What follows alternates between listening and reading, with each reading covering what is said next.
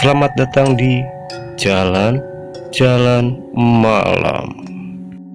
Selamat datang kembali di Jalan-Jalan Malam. Malam ini kita memasuki sebuah misteri yang sudah 1000 tahun mengintai sejarah Nusantara. Kerajaan yang menguasai laut membangun kekayaan dari rempah dan pelayaran, namun menghilang tanpa jejak, tanpa kota, tanpa istana. Orang menyebutnya Sriwijaya. Tapi di balik nama itu tersimpan kisah yang tak pernah diceritakan di buku pelajaran. Dan malam ini kita bukan hanya berbicara sejarah, kita akan mengikuti jejak yang masih hidup. Karena tidak semua peninggalan berada di museum. Sebagian berada di dunia yang hanya muncul ketika malam cukup sunyi. Tarik napas, kita mulai.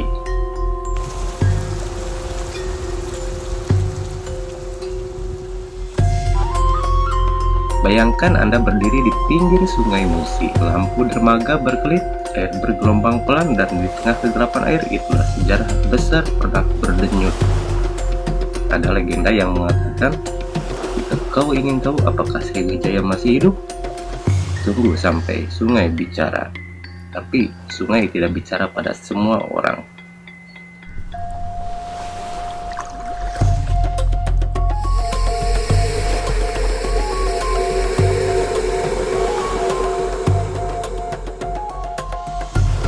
Masyarakat percaya pelabuhan terbesar Sriwijaya tidak berada di daratan, tetapi di pertemuan 3 arus sungai.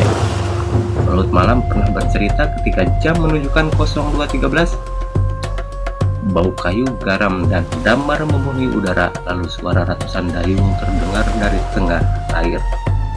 Tidak ada kapal yang terlihat, namun suara dayung itu terdengar jernih.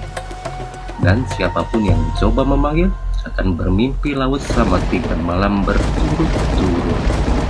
Di malam ketiga akan terdengar gong dipukul dari arah selatan.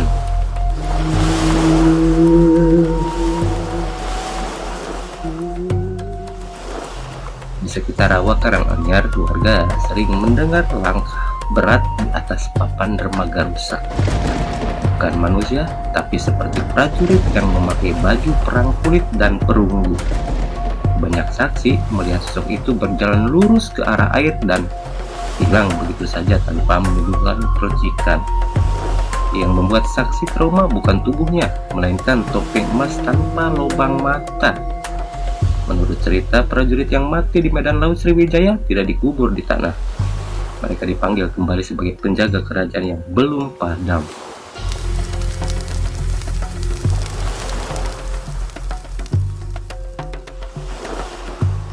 Umat Buddha Sriwijaya dikenal sebagai pelaut, cendekia, dan rohaniawan. Namun di balik nilai derma ada prasasti berisi kutukan pelindung.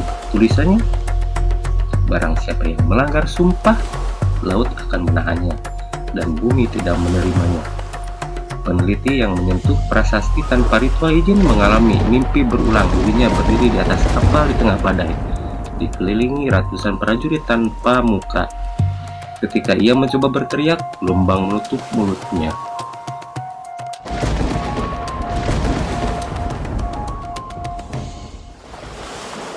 Catatan kuno Tiongkok menyebut gelar Raja Sriwijaya ialah raja yang memanggil badai.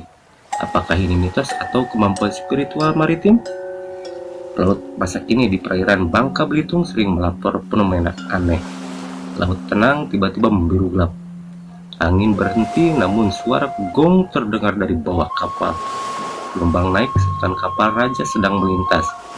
Saat itu terjadi burung samar tidak terdengar sama sekali.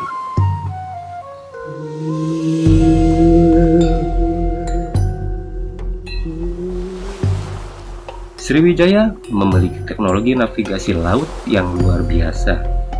Namun ilmunya tidak diwariskan terbuka. Para pelaut tua menyebutnya ilmu membaca laut. Mereka tidak memiliki bintang, mereka mendengar laut. Konon hanya bisa dipelajari jika seseorang pernah hampir mati tenggelam. Siapa yang berhasil akan selalu bisa pulang bahkan dari laut manapun. Siapa yang gagal akan menjadi penjaga air.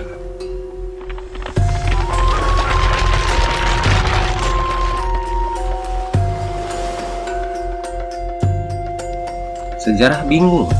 Tidak ada runutan kota besar Sriwijaya, tapi masyarakat lokal mengatakan kota itu masih ada. Hanya tidak di zaman kita. Konon setiap bulan purnama biru, nelayan bisa melihat bayangan tembok kayu raksasa berdiri di atas air, lalu menghilang saat badai kecil datang. Beberapa mengatakan kota itu menyembunyikan diri ketika dikhianati manusia.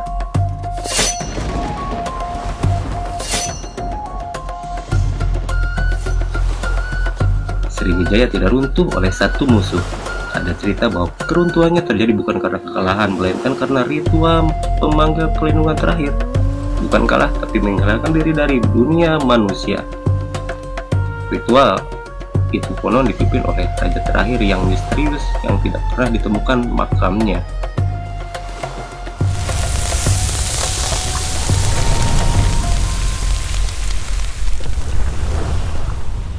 Legenda para laut sendiri menyebutnya Sriwijaya tidak hilang. Sriwijaya hanya menunggu orang yang bisa memanggilnya. Ritual kecil masih dilakukan oleh keturunan pelaut lama di malam tertentu. Garam laut, kayu damar, air sungai dan air laut dicampur doa pendek tanpa suara. Mereka menyebutnya membuka jalur pulang. Bukan untuk mereka, tapi untuk arwah pelaut Sriwijaya yang masih tersesat di laut.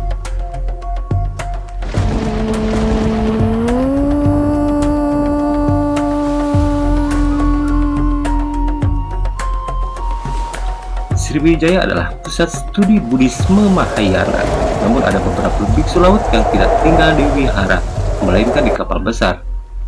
Mereka dipercaya bisa menenangkan badai atau memanggilnya. Satu mitos mengatakan, ketika sang biksu membuka mata ketiga, laut menjadi senjata.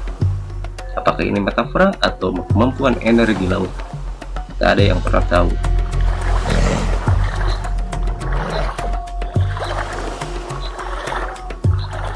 Penduduk pinggir Musi percaya keberadaan harimau penjaga kerajaan. Beberapa malam terdengar auman dari tengah sungai, bukan dari hutan. Dikatakan bahwa harimau itu bukan binatang, melainkan penjelmaan roh penjaga Sriwijaya. Tak menyerang manusia, kecuali mereka yang berniat merusak peninggalan.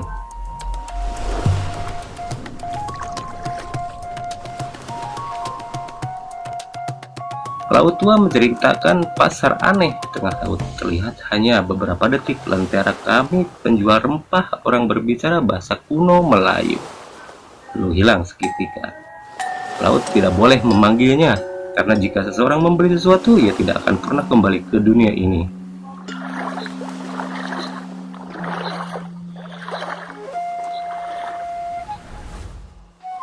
Ada rumor para pemburu peninggal datang memanggil alat canggih.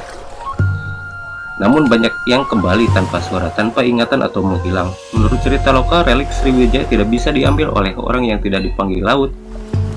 Ada mantra yang ditemukan pada daun lontar, bukan untuk dibaca keras. Jika dibacakan dikatakan bisa membuka alur laut menuju masa lampau, membuka gerbang dimensi. Namun bagi manusia modern, jalur itu bisa menjadi jalan yang tidak bisa ditutup lagi.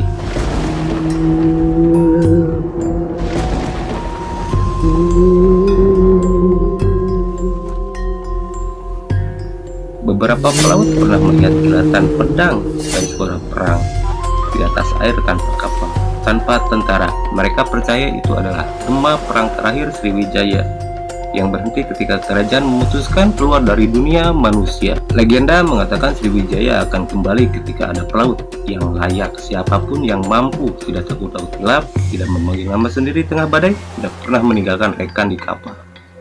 Dialah yang akan melihat kota Sriwijaya muncul dari air. Satu orang setiap 100 tahun katanya, yang terakhir terjadi tahun 1902.